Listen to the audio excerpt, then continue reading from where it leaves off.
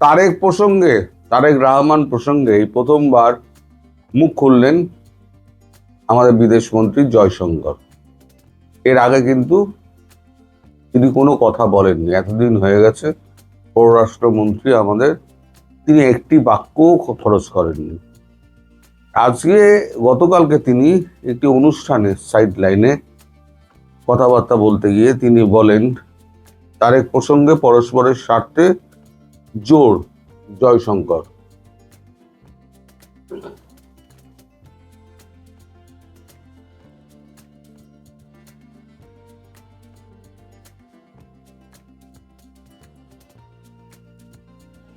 There is a technical glitch in my telephone, so I cannot upload this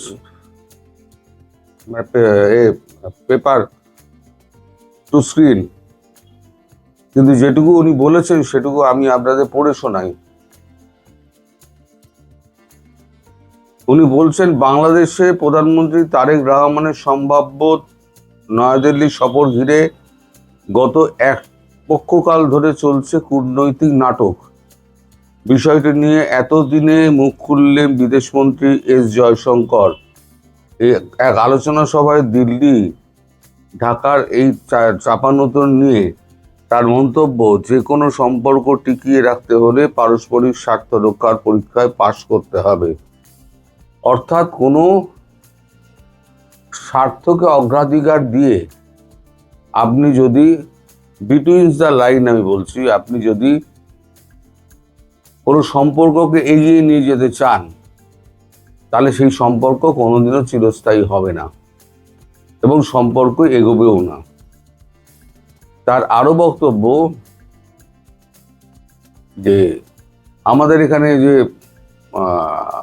প্রচেষ্টাটা Dinesh Trivedi করেছেন সেটা প্রশংসনীয়, তিনি সব রকমভাবে বুঝিয়েছেন, কিন্তু ঢাকা কর্তৃপক্ষ এ ব্যাপারে কোনো নজর টজর দেয়নি।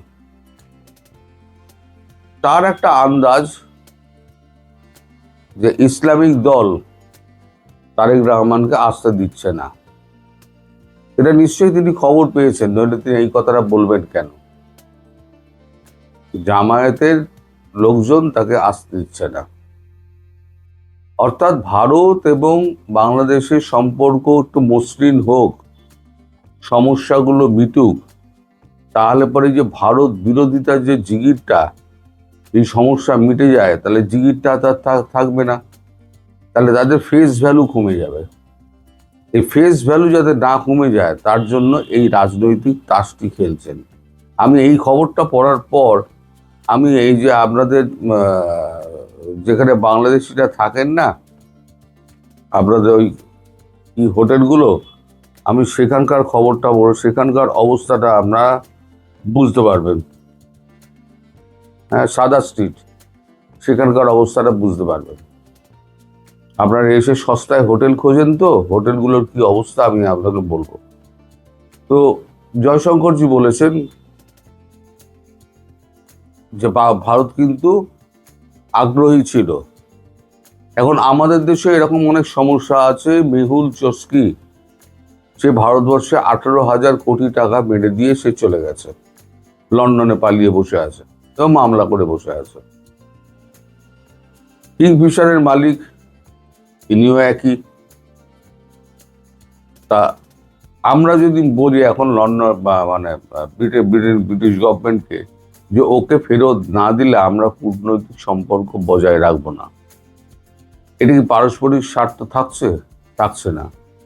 ব্যক্তি কখনো স্বার্থের মধ্যে আসতে পারে না। কূটনীতি আলাদা, ব্যক্তি আলাদা।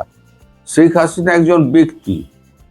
আমি আলোচনার টেবিলে যখন বসবো তখন পয়েন্ট সাজিয়ে আমি বসবো, সেই পয়েন্টগুলোতে কোনটাতে আমরা সহমত হলাম, কোনটায় আমরা দ্বিমত প্রকাশ করলাম, সেগুলো নিয়ে আরো আলোচনা হতে পারে।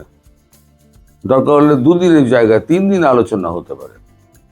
আমাদের এত বড় ট্রেড ডিল নিয়ে যদি আমেরিকার সঙ্গে এত বছর ধরে, প্রায় 1.5 বছর ধরে ঝুলিয়ে রাখা হয়, তাহলে পরে আলোচনা তো হচ্ছে। এই গঙ্গা চুক্তি আছে, তারপর আপনার ডিজেল আছে, ট্রান্সশিপমেন্ট আছে, তারপর তুলা রপ্তানি আছে, তারপর বর্ডার ইস্যু রয়েছে, এরকম এরকম বহু সমস্যা কিন্তু রয়েছে। এই সমস্যাগুলোকে এক এক করে কিন্তু সমাধান করা যেত, কিন্তু উনি যদি নাই আসেন এবং জামায়াত যদি নাই আসতে দেয়, তাহলে পরে এই সমস্যার সমাধান জীবনে হবে না এবং সম্পর্ক আরো তলানিতে যাবে। এটা হচ্ছে ওনার মোদ্দা বক্তব্য, যেটা আমি তুলে ধরতে পারছি না এখানে। আবার এখানে যেটা আমি আপনাকে বলছিলাম, আপনারা কোথায় থাকেন এসে, আমি একবার একটা এতে গেছিলাম, এটা হোটেলে গেছিলাম একজনের সাথে দেখা করতে গিয়ে আমি দেখি যে হোটেলে আমি মানে দরজাটা খুললো, আমি লাফ দিয়ে খাটে উঠলাম এবং এত অলি গলি যেখান থেকে বেরোবে, একটাই কোনো এক্সিট রুট নেই, দ্বিতীয় একটাই এক্সিট রুট, সেটা ওই রিসেপশন দিয়ে, যাতে লোক পয়সা না দিয়ে পালাতে না পারে। এটা হচ্ছে ওদের একটা মানে ভ্রান্ত ধারণা, কেউ পয়সা না দিয়ে কেউ চলে যায় না, সবাই পয়সা দিয়ে যায়, এই পয়সাটি থাকে এবং পয়সাটি মিটিয়ে তারা চলে আসে। দু চারজন হয়তো থাকে এরকম এরকম, তো তার জন্য সমস্ত লোককে বিপদে ফেলা এটাও ঠিক নয়। এখন এটা কি হয়েছে জানেন, 2 কামরার ফ্ল্যাট বদলে 5 ঘরের হোটেল। দেখুন, 2 কামরার ফ্ল্যাটকে ভেঙে 5 কামরার হোটেল। তার মানে আমার এই ফ্ল্যাটটাকে আমি ভেঙে দিলাম, ভেঙে দিয়ে বিভিন্ন দরজা ফরজা করে আমি 5খানা হোটেল, 5খানা বেড আমি ফেলে দিলাম। তার মানে কি একই জায়গায় আমি 5টা ঘরের ভাড়া পাচ্ছি। আমাদের এখানে যে আপনার এই পুর দপ্তর আছে না, তারা নাকে সর্ষের তেল দিয়ে ঘুমোয়। যখন এই সমস্ত ঘটনা ঘটে তখন তাদের মানে টনক নড়ে। এখনই এতজন মারা যাওয়ার পর, কজন মারা গেছে আমি পড়ছি একটুখানি। কলকাতার যে হোটেলে অগ্নিকাণ্ডে 7 জন বাংলাদেশি সহ 9 জনের প্রাণ চলে গিয়েছে, সেটি আদতে একটি 2 কামরার ফ্ল্যাট। মাপ বড়জোর 750 বর্গ ফুট, তার থেকে আমার ফ্ল্যাট অনেক বড়। সেখানে 750 বর্গ ফুটেই তারা 5টা ঘর করেছে। রবিবার ওই হোটেলের মালিক বীরেশ্বর মিত্রকে আদালতে তোলার সময় উঠে এলো এমনই নানা তথ্য। সরকারি আইনজীবী দাবি করলেন, ফ্ল্যাটের ভুল বদলে কয়েক বছর ধরে হোটেল চালানো হচ্ছে, সে ব্যাপারে সম্পূর্ণ অন্ধকারে ছিল কলকাতা পুরসভা। এমনকি অতীতে একসময় নিজের নামে দমকলের ছাড়পত্র, ফায়ার লাইসেন্স নিজে কার্যত কোনো রকমে নিয়ে রেখে দিয়েছিলেন, কিন্তু রিনিউ করেননি। কোনো মাসুল দিয়ে তারই মাসুল দিতে হয়েছে এই 9 জনকে, যারা নির্দোষ। সুতরাং এনার শাস্তি অবশ্যই কাম্য। এবার আপনি ভাবুন, আরো আছে এখানে, আপনারা এই সস্তায় হোটেলে থাকার জন্য আপনারা নিউ মার্কেটের কাছাকাছি থাকবেন। নিউ মার্কেট ছাড়া, সাদা স্ট্রিট ছাড়া আপনাদের মন রয়েছে না, কিন্তু জীবনটা তো আগে। আমি সবসময় বলি জীবন আগে। আপনারা কিন্তু একটু এদিক ওদিক চত্বরে গেলে কিন্তু আপনি 1200 টাকায় ভালো হোটেল পেয়ে যাবেন। দরকার হলে আমায় ফোন করবেন, আমি আপনাদের বলে দেবো কোথায় কোথায় হোটেল আছে। ওখানে অ্যাভেলেবেল হোটেল, 1200 টাকায় আপনি ডাবল বেডরুম উইথ মানে আপনার সকালবেলার ব্রেকফাস্ট, হ্যাঁ ওটা আপনি পেয়ে যাবেন। এবার খাবার তো আপনার নিজের, আপনি হোটেল থেকে খেলেন কি বাইরে থেকে খেলেন। এই যে আপনারা সব গিয়ে সাদা স্ট্রিটে জড়ো হন না, এখন সাদা স্ট্রিটের হোটেলগুলো সমস্ত এখন ওই পুরসভা লাইসেন্স দেখছে আর একটা একটা করে বন্ধ করছে। এবার যারা আসবেন তারা হয়তো দেখবেন অর্ধেক হোটেল বন্ধ। এবং বহুদিন আগে থেকে আমি বলছি যে এই হোটেলগুলোকে ভাঙার জন্য কিন্তু সরকার উঠে পড়ে লেগেছিল। এটা তৃণমূল সরকার করতে চেয়েছিল, কিন্তু তিনি ভোটের জন্য করতে পারেন। ওখানে অনেক ভোট আছে, তৃণমূল সরকার তো ভোটের জন্য অনেক কিছু করতে পারে, তাও হোটেলগুলো ইচ্ছা থাকলেও উনি ভাঙতে পারেননি। এই সরকারও নাকে সর্ষের তেল দিয়ে ঘুমোচ্ছে। যখন কিছু হয় তখন তাদের টনক নড়ে এইবারেতে ব্যবস্থা নিতে হবে। তার মানে মৃত্যু না হওয়া পর্যন্ত সরকারের টনক নড়বে না, মৃত্যু হোক তারপর টনক নড়বে। তো আপনারা এলে পরে আমার মানে অনুরোধ, আপনারা সাদা স্ট্রিটের হোটেলগুলোতে, ওই খুবড়ি হোটেলগুলোতে ঢুকবেন না। আপনারা নিজেরাই সাক্ষী যে এগলি ওগলি সেগুলি দিয়ে আপনারা গিয়ে ঢুকে যান, তারপরে বেরোবার পথ খুঁজতে গেলে আর আগুন টাগুন লেগে গেলে তখন তো মাথা কাজ করে না, কোথা দিয়ে বেরোবেন কোথায় কি করবেন তখন মাথা কাজ করে না। এইভাবেই পুড়ে দগ্ধ হয়ে 9 জনের মারা গেছে, তার মধ্যে 2টো শিশু, নিরাপরাধ মানুষ। এটা হচ্ছে সস্তার জায়গা খুঁজতে গিয়ে এই অবস্থা। আশা করি আপনারা আমার এই মানে অনুরোধটা রাখবেন। আপনারা আশেপাশের হোটেল দেখুন, আমায় ফোন করুন, আমি আপনাদের সাহায্য করব। কিন্তু সাদা স্ট্রিটের হোটেলে যাবেন না, ঘুরতে যান, খেতে যান, সবই কিন্তু আপনার ওয়াকিং ডিস্টেন্সে আছে। আসসালামু আলাইকুম রহমতুল্লাহি ওয়াবারাকাতুহু।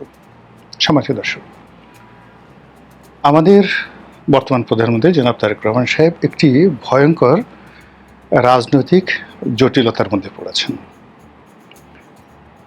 এই রাজনৈতিক জটিলতা যে রাজনৈতিক বিপর্যয় তৈরি করবে, এটা শুধুমাত্র বিএনপিকে বা ব্যক্তিগতভাবে জিয়া পরিবারকে, সামগ্রিকভাবে বাংলাদেশকে ক্ষতিগ্রস্ত করবে তা নয়। এটা আমাদের এই এলাকার যে জিও পলিটিক্স, বাংলাদেশ, ভারত, পাকিস্তান, এই যে পুরো এলাকা, মায়ানমার, এই এলাকার যে জিও পলিটিক্স, এই জিও পলিটিক্সটিকে আগামীতে বিপর্যয়ের মুখে ফেলে দেবে। এখন রাজনীতির সমীকরণ যে জায়গাতে দাঁড়িয়ে আছে, এই সমীকরণের অব্যবহিত পরিণতিতে এ দেশটি কি হতে যাচ্ছে। এখানে তালেবান সরকারের মতো একটি দক্ষিণপন্থী সরকার ব্যবস্থা কায়েম হতে পারে, পাকিস্তানের মতো একটি military dictatorship under the cover of democracy.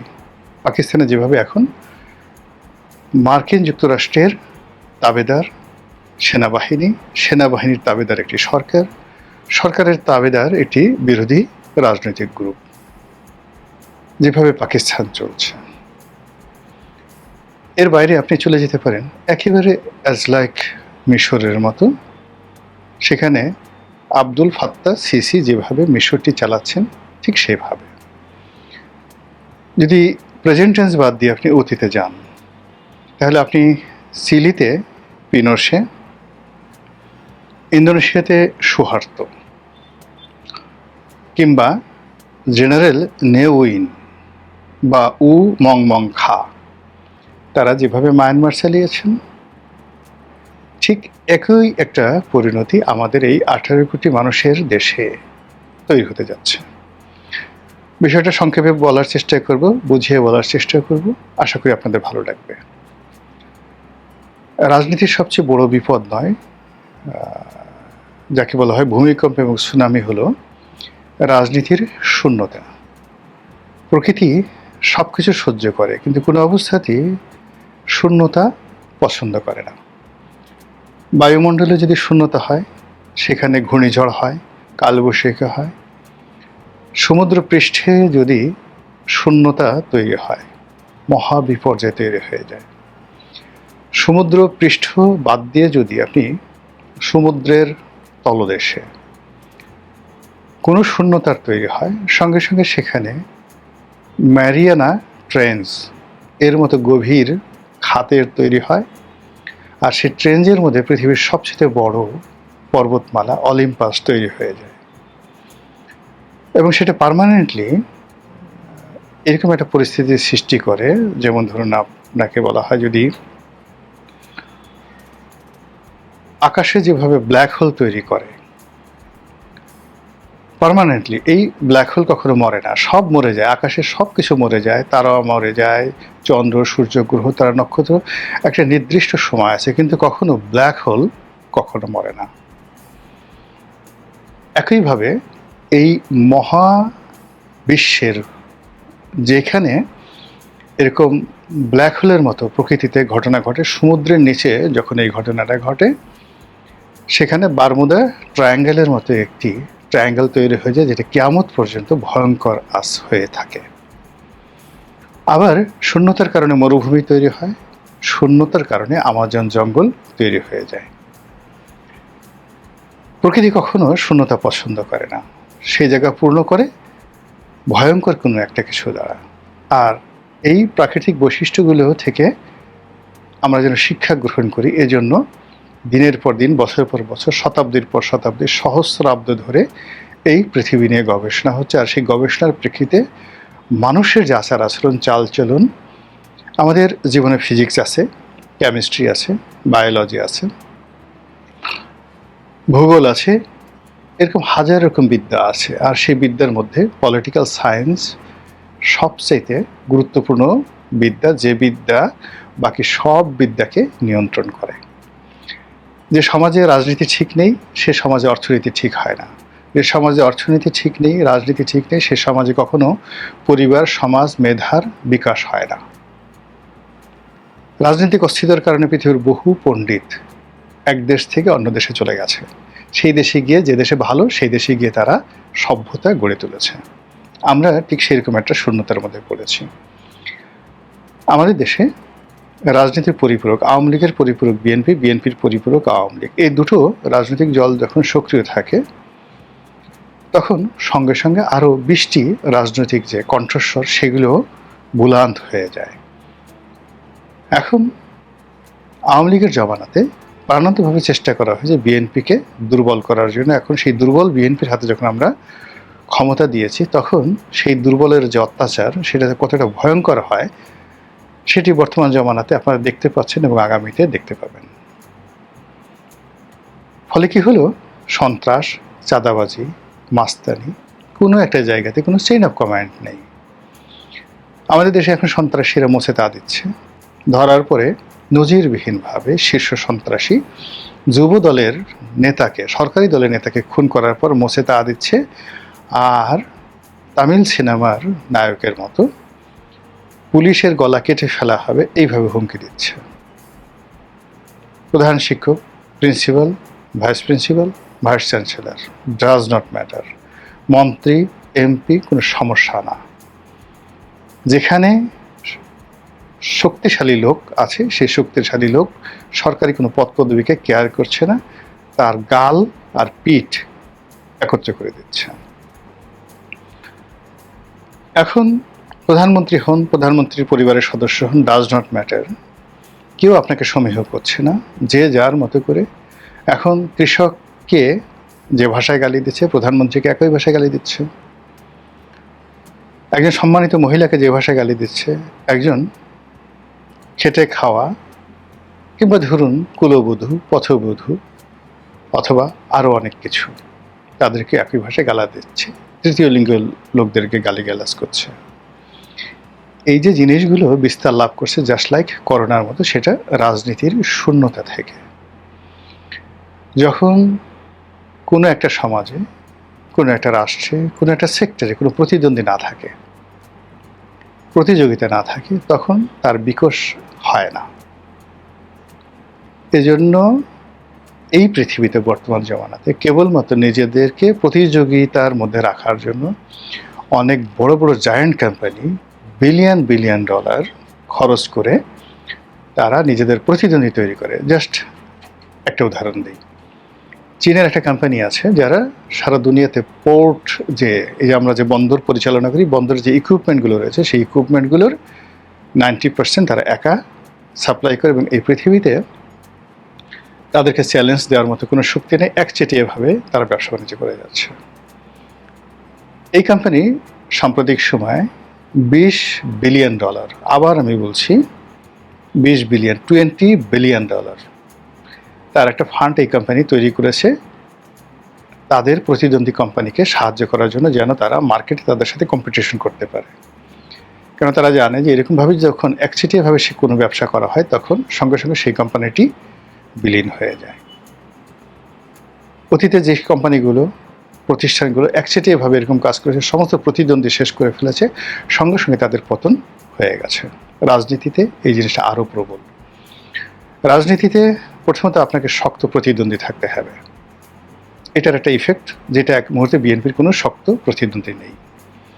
দ্বিতীয়ত হলো বিএনপি যে সকল সাজানো গোছানো অনুগত প্রতিদ্বন্দ্বী রয়েছে, সেই অনুগত প্রতিদ্বন্দ্বীর কারণে কি হচ্ছে, যারা তথাকথিত বিরোধী দল, এই তথাকথিত বিরোধী দল এবং সরকারি দল, তাদের উভয়ের যে কোয়ালিটি নষ্ট হচ্ছে, ইমেজ নষ্ট হচ্ছে, তাদের সামাজিক মান মর্যাদা নষ্ট হচ্ছে।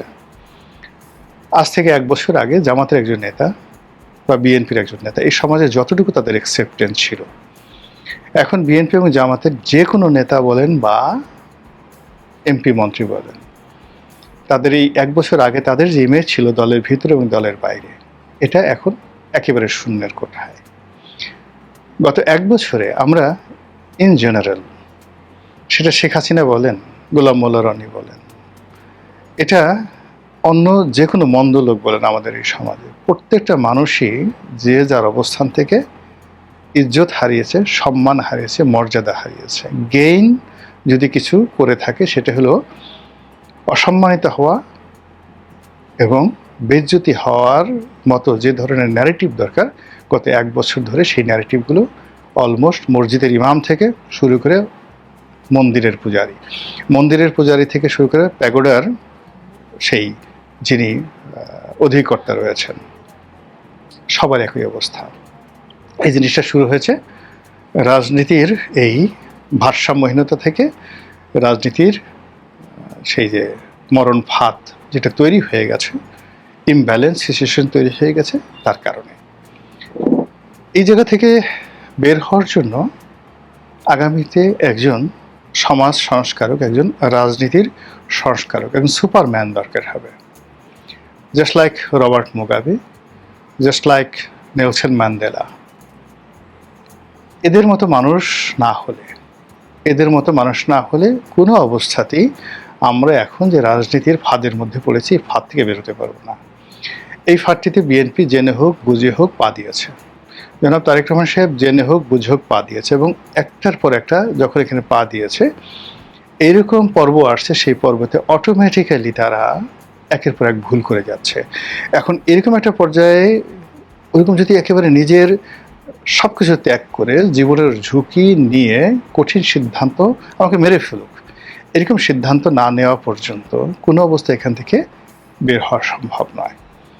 আর এই যে রাজনীতির যে বিপর্যয়, অনিবার্য পরিণতি, রাজনীতির যে শূন্যতা, সেই শূন্যতার কারণে অর্থনৈতিক শূন্যতা তৈরি হয়েছে।